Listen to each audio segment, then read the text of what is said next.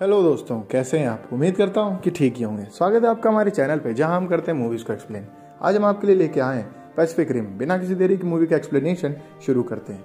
Movie start होती है रे की आवाज़ से, जो हमें बताता है कि सालों पहले पहला काइजू यहाँ पे आया था, जिसको हराने में हफ्ते लग गए थे, पर इस दौरान उसने करोड़ों लोगों की जान ले ली थी और जाने कितनी संपत्ति का लॉस हुआ था।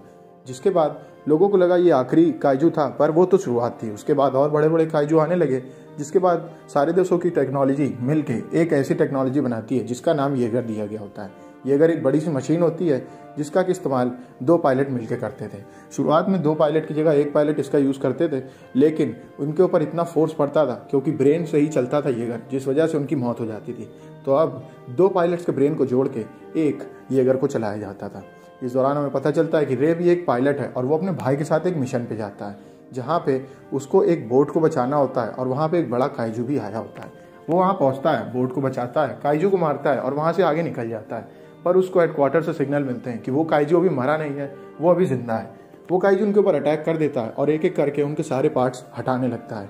इस दौरान हम देखते हैं कि रे का भाई काफ़ी डर जाता है और बोलता है कि मुझे कुछ हो तो तुम्हें को संभालना है। तभी वो काइजू उसके सर पे अटैक करता है और वो रे के भाई को वहाँ से घसीट के ले जाता है। रे काफ़ी सैड पड़ जाता है, लेकिन वो अपने आप को वहाँ पे हिम्मत देता है और उस काइजू को हरा देता है। काफ़ी मशक्क़त के बाद उस काइजू को हराने के बाद वो वहाँ से आगे निकल जाता है और अंटार्कटिका के एक बर्फ़ की सिल्ली पे जाके गिर जाता है।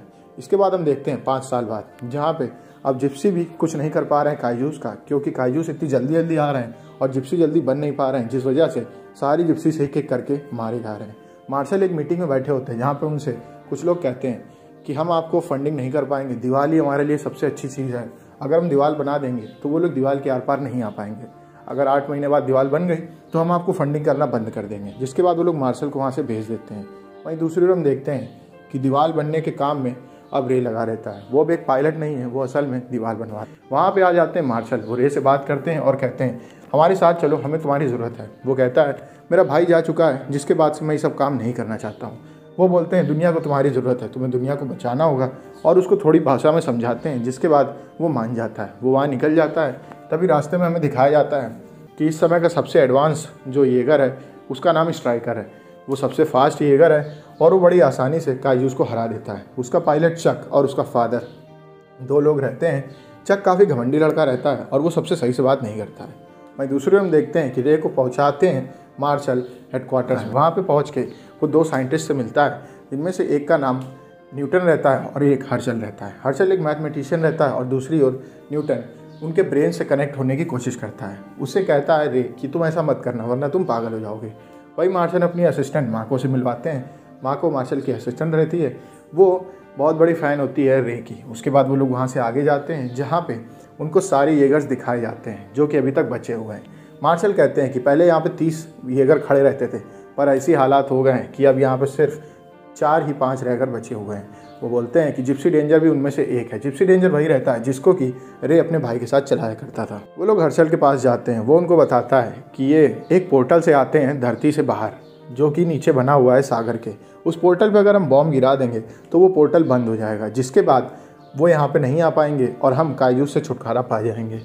मार्शल इसी प्लान पे काम करते हैं और ये डिसाइड करते हैं कि वो चारों येगर के साथ वहाँ जाएंगे और स्ट्राइकर पे एक बॉम्ब लगा देंगे, जिस बॉम्ब को स्ट्राइकर वहाँ पे गिरा देगा और पूरा का पूरा पोर्टल टूट जाएगा।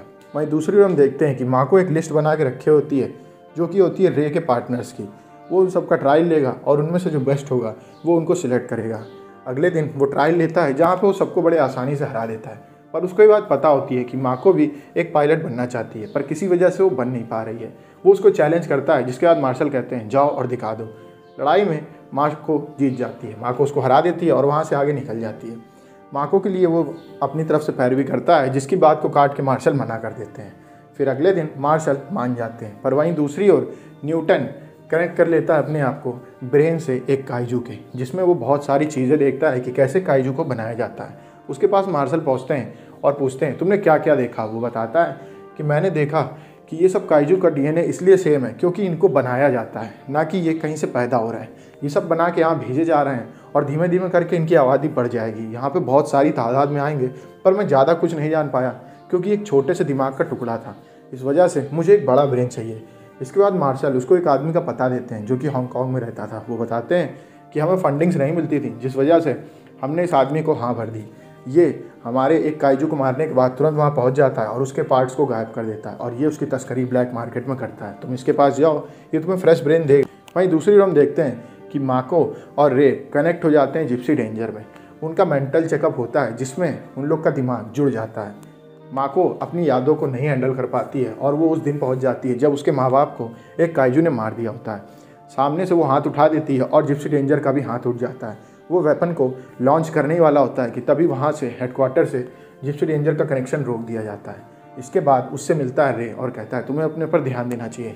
जिसके बाद मार्शल कहते हैं मैंने इसीलिए मना किया था कि माको को नहीं जाना चाहिए, वो अपने बचपन की यादों में खो जाएगी, जिसके बाद वो काफ़ी खतरनाक हो सकती है। मार्शल से बात करते हैं चक और उसके फादर। चक चिल्ला के कहता है कि ये तो हमें मरवा देगा, मुझे इस आदमी के ऊपर भरोसा नहीं। वहाँ से बाहर निकलता है, रे से कहता है कि अपनी महबूबा के साथ यहाँ से निकल जाओ। जिसके बाद रे गुस्सा जाता है और उन लोग के ऊपर अटैक कर देता है। वो मारता है चक को, चक उसको मारता है, लेकिन थोड़ी देर की फाइट के बाद चक हार जाता है। चक के फादर वहाँ आते हैं और चक को लेके वहाँ से निकल जाते हैं। हम देखते हैं कि रे मार्शल से बात करता है और कहता है कि आपको माको को पायलट बन जाने देना चाहिए। जिसकी बात को काट के वो कहते हैं तुम्हें नहीं पता है कि सच क्या है। जिसके बाद वो बोलता है कि मैं उसकी मेमोरीज़ में गया था और मैंने देखा था कि आप ही वो पायलट थे जिसने उसको बचाया था। आपको देख के वो इंस्पिरेशन लेती है पायलट बनने की, तो आप उसको पायलट क्यों नहीं बनने देते हैं। जिस बात को काट के मार्शल वहाँ से चले जाते हैं। वो जाता है खाना खाने, वो देखता है वहाँ सब लोग उसे घूर रहे हैं। वो उठ के वहाँ से आगे निकल जाता है और वो माको के साथ जिप्सी डेंजर के पास बैठ के खाना खाने लगता है। वो अपनी मेमोरीज उसके साथ शेयर करने लगता है ताकि वो हल्का फील करे। वहीं दूसरी ओर हम देखते हैं कि न्यूटन पहुंच जाता है उस बाज़ार में हांगकांग में, जहाँ पे उसको वो आदमी मिलता है। वो बोलता है कि यहाँ पे तुमको सब कुछ मिलेगा। वो हर चीज़ें दिखाता है जो कि काइजू से रिलेटेड होती है। काइजू के नाखून से लेके काइजू की आंतें, सब कुछ वहाँ पे होता है, बस काइजू का ब्रेन नहीं होता है। वो कहता है ब्रेन ऑलमोस्ट हर बार डेड हो जाता है, अभी नया ब्रेन आएगा तो मैं तुम्हें ज़रूर दिखाऊंगा। वहीं दूसरी ओर न्यूटन उस जगह को देख के काफ़ी खुश हो जाता है। वो उस जगह को एक्सप्लोर करने लगता है, लेकिन वो आदमी देखता है कि न्यूटन की नाक से खून बह रहा है। वो बोलता है तुमने क्या किया था। वो बताता है कि मैं एक काइजू से कनेक्ट हुआ था। जिसके बाद वो बोलता है तुमको पता है तुम उनसे कनेक्ट हो चुके हो, अब वो दोनों तुमको ढूंढने आएंगे और तुम्हें यहाँ से ले जाएंगे। वहीं दूसरी ओर हम देखते हैं हेडक्वार्टर में सिग्नल मिलते हैं दो काइजूस के। वो एक टीम भेजते हैं 3 येगर्स की काइजू को मारने के लिए, पर इस टीम में जिप्सी डेंजर नहीं रहता है क्योंकि माको एक अच्छी पायलट नहीं निकलती है मार्शल की नज़र, और वो दोनों काइजू उनके ऊपर अटैक कर देते हैं। काइजू और येगर्स की लड़ाई होती है जिसमें सबसे पहले चाइनीज़ येगर टाइफून मारा जाता है और उसके तीनों पायलट भी वहीं पे मार दिए जाते हैं। वहीं दूसरी ओर रशियन येगर उन लोग के ऊपर अटैक कर देता है। वो थोड़ी देर टिकता है पर हम देखते हैं कि उसको भी वो लोग फाड़ने काटने लगे। तभी स्ट्राइकर ऑर्डर को काट के आगे बढ़ जाता है येगर्स को बचाने के लिए। वो आगे बढ़ता है, तभी एक काइजू से लड़ने आ जाता है, वो उससे लड़ाई करता है। वहीं दूसरी ओर हम देखते हैं कि बड़ा वाला काइजू उस रशियन येगर को बड़े आराम से हरा रहा होता है। वो उसको पानी में दबा देता है और वहीं पे फोड़ के उस पूरे येगर को ख़त्म कर देता है। तभी स्ट्राइकर अपनी मिसाइल का इस्तेमाल करने ही वाला होता है कि वो बड़ा वाला काइजू ऐसी वेव्स भेजता है जिससे कि हर तरफ की इलेक्ट्रॉनिक चीज़ें बंद हो जाती हैं और डिजिटली कनेक्ट होता है स्ट्राइकर हेडक्वार्टर से, जिस वजह से वो भी बंद हो जाता है। वो दूसरे काइजू के पास जाता है जो कि वहाँ न्यूटन को ढूंढने आया होता है। वो न्यूटन को ऑलमोस्ट ढूंढ ही लेता है कि वहाँ पे पहुँच जाता है जिप्सी डेंजर। वो उसके ऊपर अटैक कर देता है, उसकी पूंछ काट देता है, उसके मुंह से निकलने वाले लिक्विड को भी वो फाड़ देता है। तभी वो गुस्सा जाता है और वो लेके निकल जाता है जिप्सी डेंजर को हवा में। वो उसको स्पेस में ले जाता है जहाँ पे वो तलवार निकाल के फाड़ देता है उस काइजू को। जिप्सी डेंजर धरती पर लैंड करता है और अब मार्शल काफ़ी खुश होते हैं। वहीं उधर हम देखते हैं कि न्यूटन को उस काइजू का ब्रेन मिल जाता है, लेकिन वो ब्रेन ख़राब हो गया होता है। तभी उसके अंदर से एक बच्चा निकलता है जो कि न्यूटन को दौड़ा लेता है। जिसके बाद वहाँ पे वो आदमी आ जाता है और कहता है ये प्रेग्नेंट थी और इसका ये बच्चा निकल गया, ये ज़िंदा नहीं रहेगा, मैं ये जानता था। तभी वो बच्चा मुंह खोलता है और उस आदमी को खा जाता है। जिसके बाद हम देखते हैं कि वहाँ पे आ जाता है हरमन। उसके बाद वो लोग उसके ब्रेन से अपने आप को कनेक्ट करते हैं और वो लोग उस जगह पहुँच जाते हैं जहाँ पे काइजू का हेडक्वार्टर रहता है, जहाँ से काइजू उसको बना के भेजा जाता है। वो सब कुछ जान जाते हैं और वो भागते हैं हेडक्वार्टर्स की तरफ। वहीं दूसरी ओर हम देखते हैं कि जिप्सी डेंजर और स्ट्राइकर निकल पड़ते हैं बॉम्ब लेके उस पोर्टल की ओर। उनका ये प्लान होता है कि वो पोर्टल में बॉम्ब को फोड़ के गिरा देंगे और उसके बाद वो पोर्टल बंद हो जाएगा। वो वहाँ जाते हैं जहाँ पे 2 बड़े बड़े काइजूस ऑलरेडी बने रहते हैं। वो उनका वहाँ इंतज़ार कर रहे होते हैं, बट पानी की गहराई में वो लोग उनको दिखाई नहीं देते हैं। वो उनके ऊपर अटैक कर देते हैं, जिसमें सबसे पहले वो जिप्सी डेंजर के ऊपर अटैक करते हैं। वो उसकी टांग को और उसके हाथ को गायब कर देते हैं। थोड़ी देर की लड़ाई के बाद वो एक को घायल कर देता है और एक को बीच से फाड़ देता है, पर जिप्सी डेंजर अब बहुत कमज़ोर पड़ गया होता है। वहीं दूसरी ओर आगे से आ जाता है एक मार्क 5 का बड़ा सा काइजू, जो कि अब तक का सबसे बड़ा काइजू रहता है, और वो स्ट्राइकर के ऊपर अटैक कर देता है। स्ट्राइकर उससे लड़ाई करता है और उसको घायल भी कर देता है, पर धीमे धीमे करके स्ट्राइकर भी कमज़ोर पड़ जाता है, जिसके बाद मार्शल डिसाइड करते हैं कि क्यों ना मैं बॉम्ब का इस्तेमाल करके मार दूं इस काइजू को और मैं रास्ता क्लियर कर दूं जिप्सी डेंजर के लिए जाने के लिए उस पोर्टल में। तभी वहाँ पे वो साइंटिस्ट आ जाते हैं दोनों, और वो बताते हैं कि अगर आप ऐसे उनके ऊपर अटैक करेंगे तो कोई फ़ायदा नहीं, पोर्टल को कुछ भी नहीं होगा और बॉम्ब वापस आ जाएगा और वो यहीं पे फट जाएगा। जिसके बाद वो बोलता है कि आपको एक काइजू को ले जाना होगा उस पोर्टल में। वो पोर्टल तभी खुलता है जब उससे कोई काइजू निकलता है। जिसके बाद ये डिसाइड होता है कि वो एक काइजू को लाश लेके वहाँ अंदर घुस जाएंगे और उस पोर्टल के अंदर घुसते ही अपने बॉम्ब को फोड़ देंगे। और तभी हम देखते हैं कि स्ट्राइकर उस बड़े काइजू के ऊपर भारी पड़ने लगता है कि तभी वो काइजू ऑर्डर देता है दूसरे काइजू को और वो काइजू अटैक कर देता है स्ट्राइकर के ऊपर। वो दोनों स्ट्राइकर को फाड़ने ही वाले होते हैं कि तभी स्ट्राइकर से मार्शल बोलते हैं कि हम अपने आप को शहीद करने जा रहे हैं, इसके बाद सब कुछ तुम्हारे ऊपर है। वो बॉम्ब को एक्टिवेट कर देते हैं और बॉम्ब ब्लास्ट हो जाता है, जिसमें वो दोनों काइजू मारे जाते हैं। तभी वहाँ पर वो बड़ा वाला काइजू आ जाता है घायल सा, वो मरा ही नहीं होता है, वो जिंदा रहता है, जिससे थोड़ी बहुत लड़ाई के बाद उसको मार देता है डेंजर और वो घुस जाता है उस पोर्टल के अंदर उसकी लाश को लेके।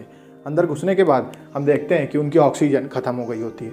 माको को सबसे पहले इजेक्ट कर देता है रे और अंदर घुस जाता है अकेला। वो वहाँ पे जाके देखता है कि कैसे लगते हैं क्रिएटर्स काइजूस के, वो सब एक एलियन टाइप रहते हैं और वो देखते हैं कि यहाँ पे पहली बार कोई मशीन आ गई है।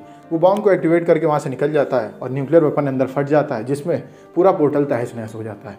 ऊपर निकलने के बाद माको की आँख खुलती है और वो देखती है कि रे का सेल बंद है। वो उसके सेल को खोलती है और वो देखती है कि रे की पल्सेस नहीं चल रही हैं। वो रे को जगाती है, थोड़ी देर की मेहनत के बाद रे की आंखें खुल जाती हैं और इसके बाद हमें पता चलता है कि पोर्टल अब नहीं बचा, काइजूज अब इस दुनिया में नहीं आ सकते। मूवी अब यहीं पे ख़त्म हो जाती है। अगर आपको वीडियो अच्छी लगे तो वीडियो को लाइक करें, चैनल को सब्सक्राइब करें। मिलते हैं आपसे नेक्स्ट वीडियो में, तब तक के लिए stay safe, stay healthy, bye bye.